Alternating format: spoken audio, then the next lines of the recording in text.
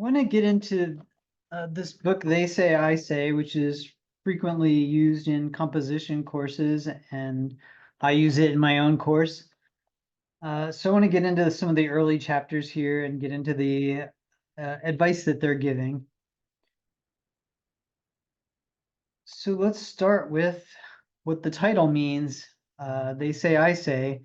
And basically what it means is when you're writing an argumentative essay, you're engaging in a conversation. So you're looking at what other people have said on a topic, and then you're giving your own argument on that topic. So this is a quote from the authors, the thesis of the book. A writer needs to indicate clearly not only what his or her thesis is, but also what larger conversation that thesis is responding to. The position that you're responding to is just as important, just as central to the paper as your own argument or thesis is. So think of the two as a unit. They also talk some about introduction strategies in this first chapter. And one of the things I like is that they actually use one of these strategies. So one strategy is using an anecdote to introduce your topic and your argument. So what they do in this book is they talk about the editors of the book were attending a conference, and this guy was giving a paper about a sociologist, and his paper was basically all about how great and important this sociologist and their work were. And they got to the end of the paper, and it was not really clear what the point was, other than that this guy was an important sociologist.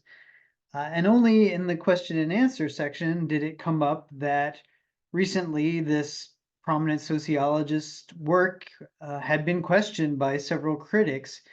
So the paper was being given in the context of this debate, right? Was this guy's work important or not? But because the author of the work didn't give the context, it was hard to understand what the point of the paper was, why this was an important argument that he was making. So using an anecdote like that, that perfectly illustrates the thesis that you're going to make in your argument, is a very effective introduction strategy. Sometimes using a quotation can work really well as an introduction, a revealing fact or statistic. I've talked a little bit more about introductions in another PowerPoint. But basically, you want to use the introduction to illustrate the view that you're addressing. In chapter 2, they transition from entering a discussion to specifically summarizing. So since we're writing papers here and dialogue with other text, in order to make our arguments, it's important to be able to summarize the text of other writers. So summarizing is also a central move to writing. You want to have balance here. So you want to balance your view with others. You want to show what other people are saying on this topic, show what the debate is, show what the dialogue looks like, but you don't want the whole paper to just be summarizing other people's work.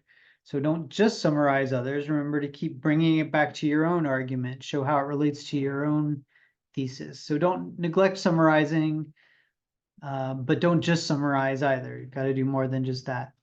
Make sure you're respectable when you summarize other people. Don't insult them. Be responsible, portray their work accurately, but keep bringing it back to your own argument, right? You're looking at this debate in light of your own argument. The editors of the book here recommend what they call the believing game, or seeing the argument from the other person's perspective, right?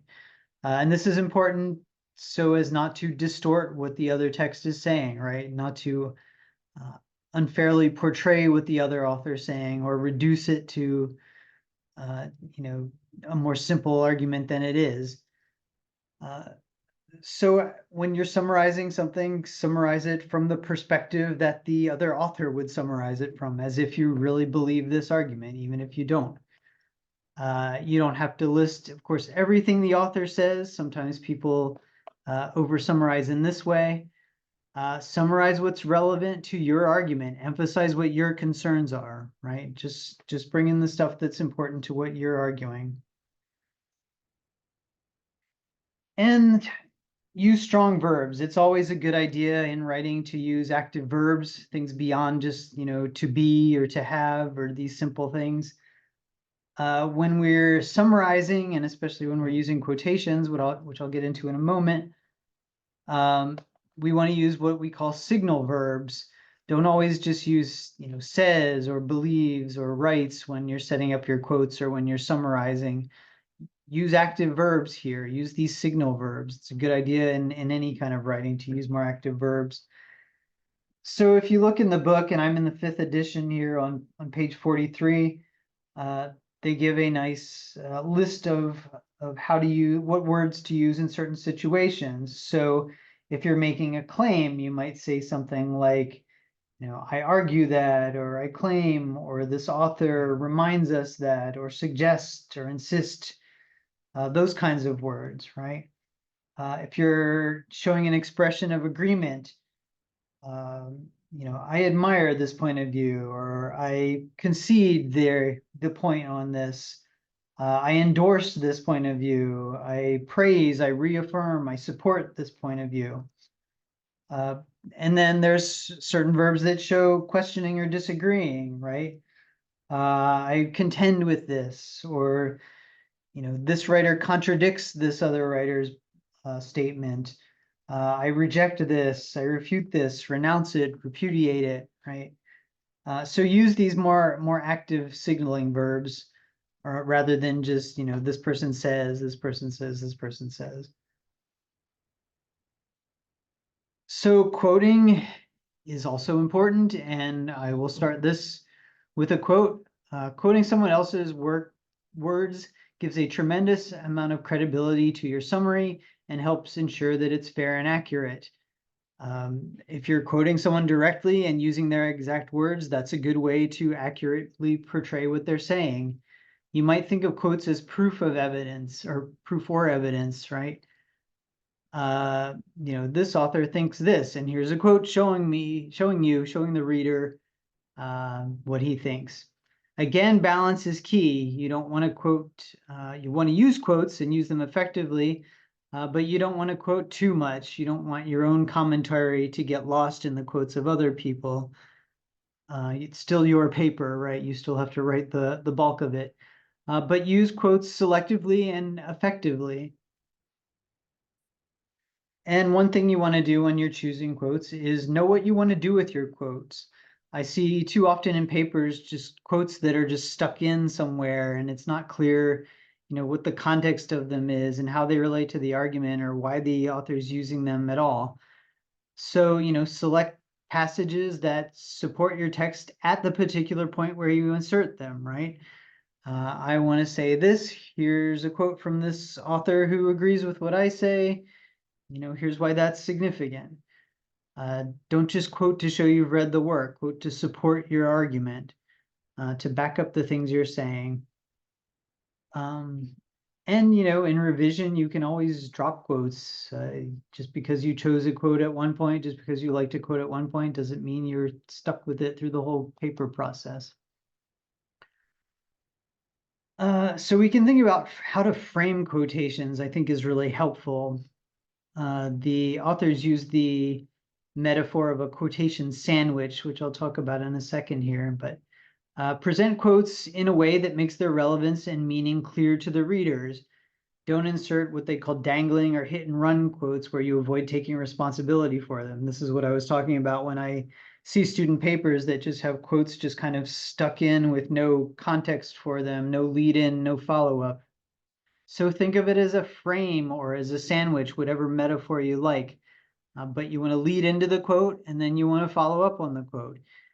Introduce or lead into it by explaining who's speaking, maybe what their qualifications are, and what they're saying. So such and such writer expresses this opinion, give the quote, showing them doing that, and then follow up on it, especially, explain why it's important and especially why it's important to your argument.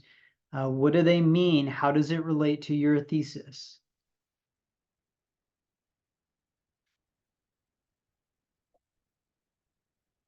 So quotes should illustrate the author's point. the frames you put around quotes should accurately represent the source, while also presenting your own take, right? So, this author, who has this qualification says this, here's the quote showing it, here's what I think about it, right? Here's where it relates to the argument I'm making. Yes, sometimes you can over-explain a quote, but it's always better to over-explain than to under-explain. Readers need to see how you're interpreting the quotation. So what does it mean? What's this author saying here? And how does it relate to this larger argument that I'm making? And then one more thing to watch out for, and this is something that I see students do all the time, be careful not to be redundant when you introduce quotes. I'll often see this kind of statement, according to a quote by Balco, he says. You could just say, according to a quote by Balco, and start the quote, or you could say, Balco says, but you don't need to do both of these things. It's redundant here. So watch that one. That's something I see students do fairly frequently.